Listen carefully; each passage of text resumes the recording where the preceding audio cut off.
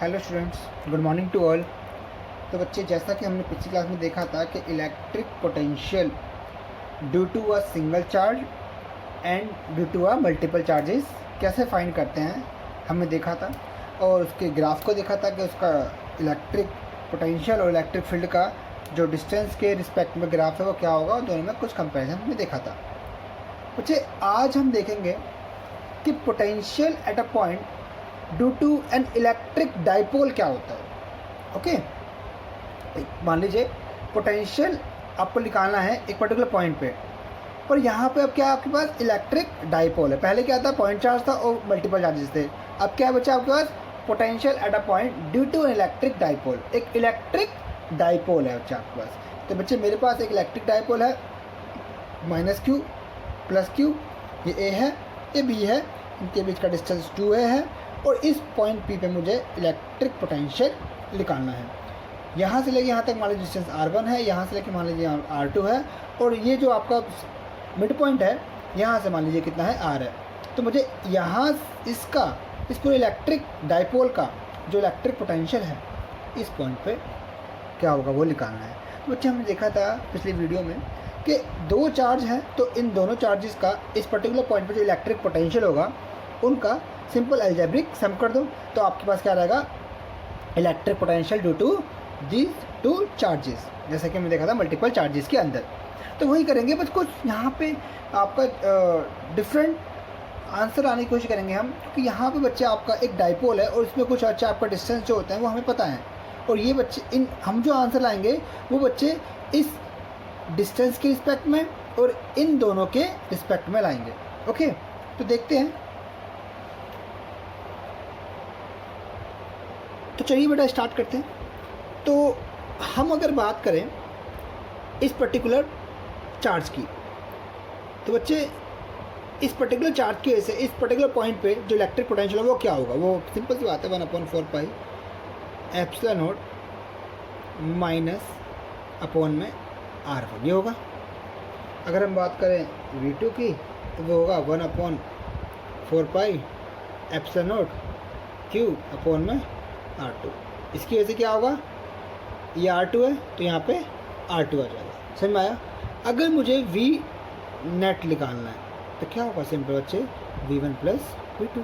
तो V1 क्या बच्चा आपका, V1 है 1/4 पाई epsilon not minus Q upon में R1 plus 1/4 pi epsilon not Q upon में। ओके बच्चे, यहाँ से कॉमन ले लो, 1/4 पाई एप्सिलॉन नॉट, तो आपका आएगा क्यू भी कॉमन आ जाएगा, तो आपका 1/R2 माइनस 1/R1 आएगा। यहाँ तक समझ में आया। अब थोड़ा सा बच्चे हमें लॉजिकली यहाँ पे ज्योमेट्रिकली और वेक्टर जो हमने 11th क्लास में पढ़े थे उसका यूज़ करना है। देखते हैं कैसे हम यूज़ करते हैं। तो बच्चे, यहाँ पे मैं डायग्राम थोड़ा दोबारा बनाना चाहूँगा। कुछ इस तरह से आपके पास था, ये आपका A है डाइपोल, ये आपका A है, ये आपका R1 वेक्टर है, ये आपका R2 वेक्टर है, और ये आपका R वेक्टर है, और ये मान लीजिए आपका A है और ये आपका A है। ठीक है बच्चे, मुझे पता है इनके बीच का जो एंगल है वो थीटा है। ठीक है, अब अगर बात करूं मैं इस वाले वेक्टर को अगर उठा के यहाँ ले आऊँ, मतलब कि ये आपका A है और ये आपका R वेक्टर है, और इनके बीच में एंगल कितना थीटा है। अगर मैं R1 को इसके जो आपका टेल है, इस टेल को उठा के अगर मैं यहाँ ले आऊँ तो R1 कुछ इस तरह से आएगा। तो बच्चे, हमने देखा था 11th क्लास में कि R1 जो होगा, R1 उसका स्क्वायर अगर मैं निकालूं तो वो किसके बराबर आएगा भैया, R1 का स्क्वायर क्या होगा, R1 का स्क्वायर होगा R square plus A square plus 2AR cos theta. ये था ना बच्चे कि आपका R1 का स्क्वायर जो आएगा वो क्या आएगा, r square plus A square plus 2 a r cos theta. हमने देखा था ना कि यहाँ पे अंडर रूट था, वो अंडर रूट को मैं यहाँ स्क्वायर में कन्वर्ट कर दिया है ना। मैंने कुछ नहीं किया बच्चे, R1 को मैं यहाँ ले आया और ये आपका बन गया कुछ इस तरह से, ये ए वेक्टर, ये आर वेक्टर और इनके बीच में एंगल थीटा। और ये आपको निकालना है कि R1 वेक्टर कितना होगा, इसका रिजल्टेंट कितना होगा। तो रिजल्ट कितना होगा बच्चे, इसका square plus 2 a r cos theta का अंडर रूट। अब अंडर रूट को मैं यहाँ ले आया तो स्क्वायर हो गया। सिमिलरली अगर मैं बात करूँ इस वाले वेक्टर को उठा के मैं यहाँ ले आऊँ, ये आपका आर वेक्टर है, ये आपका ए वेक्टर है और इसको उठा के मैं यहाँ ले आया तो ये आपका R2 वेक्टर हो गया। तो बच्चे R2 की वैल्यू क्या होगी, R2 वेक्टर के स्क्वायर की वैल्यू होगी आर स्क्वायर प्लस ए स्क्वायर। अब देखो यहाँ थोड़ा ध्यान देने वाली बात ये है कि एंगल कितना यहाँ पर थीटा है, तो ये कितना होगा 180 माइनस थीटा। तो ये एंगल कितना होगा बच्चे 180 माइनस थीटा। तो यहाँ पर आएगा 2AR कॉस 180 माइनस थीटा हो जाएगा। समझ में आया। तो बच्चे यहाँ पे आर स्क्वायर प्लस ए स्क्वायर 2, ये आपका कॉस 180 माइनस थीटा क्या होता है, ये होता है बच्चा आपका माइनस थीटा। तो cos A r cos theta, ये आपका आ गया R2 का स्क्वायर और ये आपका आ गया R1 का स्क्वायर। यहाँ तक समझ में आया। तो चलिए बेटे यहाँ पे R1 की स्क्वायर की वैल्यू क्या आई है आपकी, आर स्क्वायर प्लस ए स्क्वायर 2AR कॉस थीटा। बच्चे अगर मैं इसके अंदर से आर स्क्वायर कॉमन ले लूँ तो आएगा 1 A square R square 2AR cos theta, यही आएगा। अगर मैं कहूँ आपसे कि आर जो है वो बहुत बड़ा है, मतलब कि डिस्टेंस जो है इस डायपोल से काफ़ी बड़ा है, मतलब डायपोल का जो साइज़ है बहुत छोटा है, तो बच्चे उस केस में आपका A/R क्या होगा, वो बहुत छोटा होगा। और ए स्क्वायर अपॉन आर स्क्वायर तो हम बच्चे बिल्कुल ही नेगलेक्ट कर देंगे, क्योंकि स्क्वायर करते हुए बच्चे और छोटा हो जाएगा, स्क्वायर करते हुए बहुत छोटा हो जाएगा। तो अगर आर आपका ए से काफ़ी बड़ा है तो उस केस में बच्चे ये वाली टर्म क्या हो जाएगी, नेगलेक्ट हो जाएगी। तो R1 का स्क्वायर बराबर होगा आर स्क्वायर, ये हो जाएगी neglect 1 plus 2AR cos theta. अगर स्क्वायर को मैं यहाँ लेना चाहूँ तो क्या रहेगा 1/2, तो ये मैं हटा देता हूँ पावर, तो ये पावर यहाँ से आ गई रूट में आ गई तो 1/2, ठीक है अच्छे। और ये आपका स्क्वायर भी हट जाएगा। ओके, ये आपका स्क्वायर था, ये पूरे पर आएगा स्क्वायर, तो ये स्क्वायर से स्क्वायर रूट से स्क्वायर कट जाएगा और इस पर रूट आ जाएगा। सिमिलरली जैसे मैंने यहाँ क्या है, सिमिलरली R1 क्या है तो वैसे ही आपका R2 भी आएगा। R2 आएगा, बस यहाँ प्लस की माइनस हो जाएगा, क्योंकि यहाँ पे क्या है माइनस है, यहाँ प्लस था क्या माइनस है। सेम प्रोसीजर से मैंने R1 के लिए यूज़ किया है, सेम अगर मैं R2 के लिए यूज़ करूँगा तो सेम आपका ये आएगा, इसलिए इसको दोबारा करने की ज़रूरत नहीं है। या तो R1 आपका ये आ गया, R2 आपका ये आ गया। अब हमें करना क्या है, इनकी वैल्यूज़ को आपके जो फार्मूला आया था V बराबर Q 4 pi epsilon not 1/R2 minus 1/R1, इसमें आपको ये दोनों पुट करने हैं। ओके, तो चलिए पुट करते हैं। तो बच्चे अब हम वैल्यू पुट करेंगे, तो हमारा क्या था, V बराबर था 1/Q 4 pi epsilon not 1/R2 minus 1/R1, ये था। R1 की वैल्यू है बच्चे आपकी R1 plus 2AR cos theta 1/2।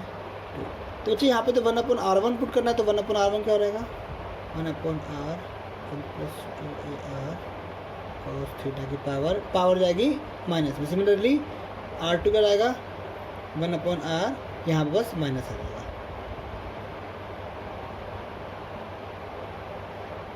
तो वैल्यू पुट कर देते हैं बच्चे। अब देखो दोनों में 1/R कॉमन है, 1/R में बाहर निकालूंगा पहले ही,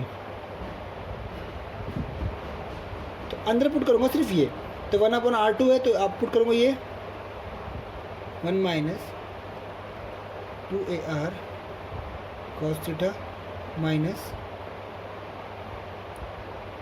2AR कॉस थीटा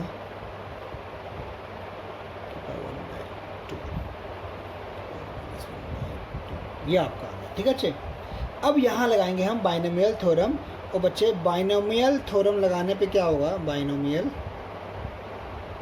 थ्योरम के अकॉर्डिंग, बाइनोमियल थ्योरम के अकॉर्डिंग बच्चे यहाँ पे जब आप इसको सॉल्व करोगे तो आपको कुछ ये आएगा,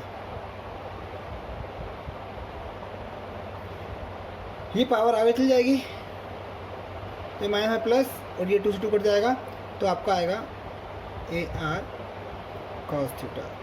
सेम ऐसे यहाँ होगा, ये माइनस का cos theta, minus plus minus minus minus plus, इसका मतलब ये तो बच्चा आपका हो जाएगा कैंसिल आउट। ओके, ये 1 1 क्या रहा है कैंसिल आउट आएंगे, मैं सीधा लिख देता हूँ Q अपॉन में 4 पाई एप्सिलॉन नॉट 1 अपॉन में R, ये हो जाएगा बच्चा आपका 1 1 कैंसिल जाएगा तो आपका आएगा 2A R कॉस थीटा। ठीक है, ये आ जाएगा Q 2A कॉस थीटा, ये हो जाएगा R स्क्वायर। क्या हो गया बच्चा आपका R स्क्वायर हो गया। तो बच्चे यहाँ पे अगर मैं इसकी जगह पे लिख दूँ P तो V बराबर आएगा P, ये आपको क्या था बच्चे डायपोल मोमेंट था into P cos theta 4 pi epsilon naught R square. अगर इसको वेक्टर फॉर्म में लिखूँ तो वेक्टर फॉर्म बनेगा P vector dot R cap cos theta R square. ये आपका आ गया electric potential due to electric dipole. अब देखो यहाँ पे हम कुछ स्पेशल केस करते हैं बच्चे स्पेशल केस क्या है कि अगर मान लीजिए आपका थीटा 0 हुआ, जो एंगल है बच्चा आपका ये थीटा है वो 0 है, इसका मतलब ये जो पॉइंट है वो बच्चे किसके ऊपर है, इलेक्ट्रिक डायपोल के ऊपर है, क्योंकि ये पॉइंट अगर ये थीटा 0 होगा तो ये पॉइंट कहाँ रहेगा बच्चे, इलेक्ट्रिक डायपोल के ऊपर रहेगा। तो on special case on dipole तो थीटा क्या होगा बच्चा आपका 0, उस केस में v क्या हो रहेगा बच्चा आपका cos 0 की वैल्यू क्या होती है बच्चा आपकी, वो आपकी होगी 1। तो आपका आंसर आएगा P अपॉन में 4 pi epsilon naught R square. ठीक है बच्चे, अब यहाँ पे 0 अगर मैं बोलूँ बच्चे ये आपका हो रहा है पाई तो ये इधर आ रहेगा तो एंगल कितना रहेगा 180, उस केस में cos थीटा की वैल्यू क्या होती है माइनस में होती है। तो बच्चे अगर मैं कहूँ कि आपका पॉइंट डाइपोल पे है तो एंगल आपका 0 भी हो सकता है और 180 डिग्री भी हो सकता है, उस केस में आपका ये प्लस भी आ सकता है और माइनस भी आ सकता है, इसलिए मैं इसको लिखूँगा प्लस माइनस। समझ में आया बच्चा आपको, तो समझ में आया बच्चा आपको। अब मैं कहूँ अगर इक्वेटोरियल प्लेन पे है, अगर ये मान लीजिए आपका एंगल जो है 90 डिग्री है, कितना है 90 डिग्री, तो इफ थीटा इज 90 डिग्री तो उस केस में v बराबर हो जाएगा बच्चा आपका 0, क्योंकि cos 90 क्या होता है 0 होता है। समझ में आया बच्चा आपको। तो ये आपका हो गया electric potential due to a electric dipole. तो बच्चे यहाँ पे हमने देखा कि इलेक्ट्रिक डाइपोल की वजह से इलेक्ट्रिक पोटेंशियल उसके एक्सियल पॉइंट पे, उसके इक्वेटोरियल पॉइंट पे क्या होगा वो हमने फाइंड किया। ये आपकी एक जनरल फॉर्म है उसकी, ये क्या बच्चे उसकी एक जनरल फॉर्म में किसी पॉइंट पे, और ये इसके 2 स्पेशल केस हो गए। यहाँ पे हमने देखा कि इलेक्ट्रिक डाइपोल की वजह से इलेक्ट्रिक पोटेंशियल क्या होता है। थैंक यू बच्चे, आज के लिए इतना ही, मिलते हैं नेक्स्ट क्लास में।